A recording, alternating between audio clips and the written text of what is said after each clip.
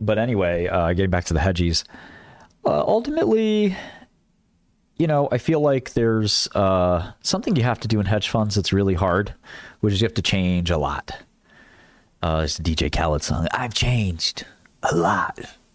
But in all seriousness, you do have to change quite a bit every few years. You can't sort of, by the way, I'm very congested. I had a brutal night, sniffling all night. I just can't get rid of my cats. I have too much loyalty to the game.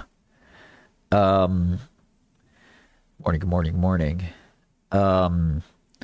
So you really do have to change up your strategy. I mean, I don't know of a hedge fund that's done the same thing and stayed in business forever. That's pretty hard to do. You have to constantly be kind of moving and shaking. If you're just doing one thing, forever and ever and ever, there shouldn't be alpha in that because the other guy's going to do it too. And the Tiger Cub system is sort of a good example where, Tiger Cubs changed a lot. Here's my hedge fund list. I would say Elliott is one of the few guys that really hasn't changed much. But even he's done LBOs. He's changed into a few different things there. Yeah, exactly, Kev. Millennium's changed a lot of strategies over the years. Obviously, Citadel is, kind of known for that. TCI is an example of guys that haven't changed that much. But again, you're looking at returns that are somewhat market correlated. If you want uncorrelated risk and uncorrelated alpha, you're either going to have a really small amount of alpha, which is what Elliott has delivered and has delivered really well. Or you're going to have beta, which is TCI. Or you're out of business. So you really have to change things a lot and, shift around what's working, what isn't working. And it's uncomfortable. You don't think I want to be in biotech for the rest of my life? It's easy for me. I love biotech, but then guess what happens? You have too much assets under management. You have a hard time shorting.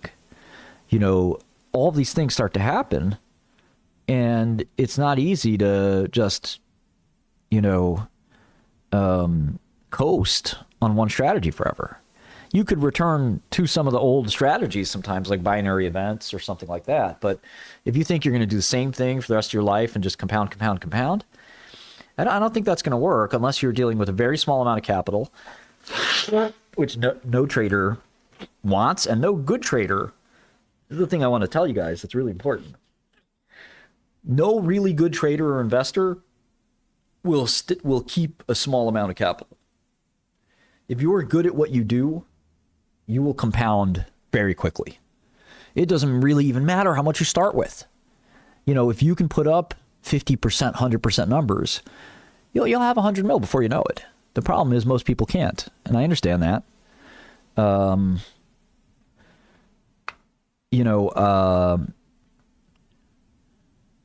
But buying momentum is an interesting one. T10 has a point there. Now, you're really also describing beta in some ways. So market's going up, you find these high beta stocks. The problem is you got a few assumptions you're making there. One, the market is going up. What does that mean? It's kind of like calculus. You have an instantaneous velocity, but the stock market is not calculus. This is not the Cartesian plane. We like to sometimes think it is, but the market at any moment, can turn on you. And so we feel like we're in a really bull market, but are we assigning a meta description to phenomena that we're experiencing because we're humans and we want to label it. We want to say this is a bull market. Does that mean anything to the price of Micron or Nvidia or any other stock in the next 2 hours? I'm not sure it does.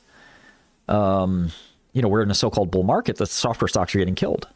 So, it's very nuanced. I would be, careful about making any big pronouncements. So the one thing I'd say is that try to be nimble. And so the hedge funds that closed, no shade to any of them.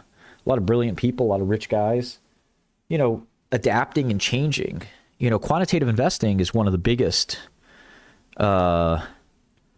trends in the history of finance. And there's still a lot of people that don't believe it, don't want to get on board. That don't want to embrace technology. Warren Buffett's, sit and read the balance sheet. It's not working. It hasn't worked in a while. And, Buffett's sort of trailed the S&P in some ways. And, he's obviously retiring. Munger pushed Buffett hard into new areas and new things. Even though Munger is known as Dr. No, Buffett and Munger pushed into doing new things. And you have to do that if you have more capital. You have to do that if you want to be a trailblazer.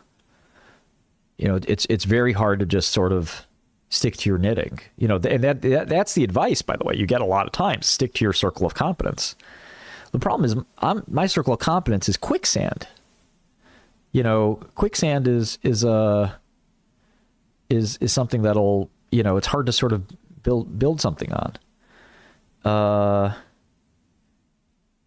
So I feel like, it's really, really important to sort of be able to be flexible and change things. It's also important to be able to have conviction. I'm not long biotech, William, if that's the question. I try not to. Yeah. Anyways, I've been trading now for 3 days or 4 days. So, try not to ask me stupid questions. Okay. Yeah. I don't think, it makes sense to read too many finance books. Finance is a discipline that is basically asks the same question over and over again, which what is the present value of a future dollar? And, ruminating on that's important, but at the end of the day, it's really not the most important, question in the world. I would understand if I'm a French. I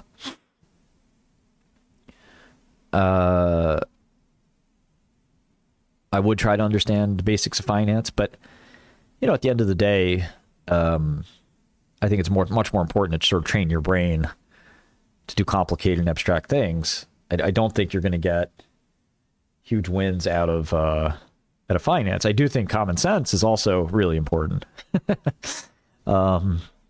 Experience.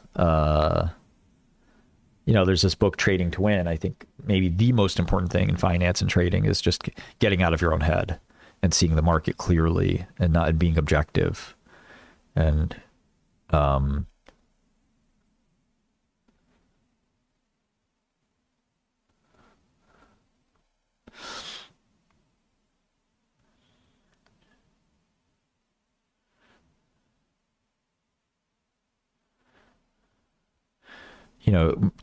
market direction is almost impossible to predict.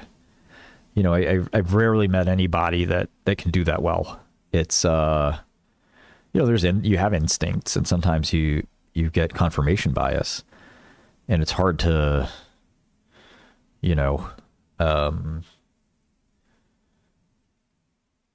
hard to understand when you were right or when you were just remembering that you're right. I don't believe the gamma squeeze exists. I think the idea of a gamma squeeze is sort of preposterous. I remember when Tesla was going up a lot, nobody could explain it. And one of my friends is, it's a gamma squeeze, Martin. I don't agree. I have a lot of smart friends, particularly that one. But, the idea of a gamma squeeze is a bit silly. Traders are always looking for the best price. And if some market force like options or something like that is, that's a good idea, Dusty. If some market force like an options buyer, an option seller, is creating a lot of common flow, well, the price is still going to be fair because the other market participants are there to keep it in check.